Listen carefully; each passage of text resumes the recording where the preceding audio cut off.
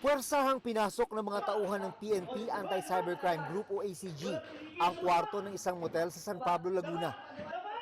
Sa loob ng banyo nito, inabutan ng target.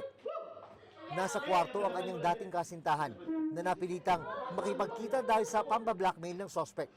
Bago nito ay nagreklamo siya sa mga pulis kaya ikinasa ang entrapment operation. Ikaw ay inaaresto namin sa kasong grade coercion. Nagkaroon po sila ng relasyon almost 2 years na po, and sa 2 years na yon ay naging abusive yung lalaki, nag-abot na po sa punto na kahit ayaw ng babae ay pinipilit niya po. Nagdesisyon ang biktima na putulin ang kanilang relasyon, alang-alang sa kanyang pamilya. Pero pinagbantaan umano siya ng suspect na ipapakalat ang kanilang mga pribadong video kung di itutuloy ang pakikipagkita.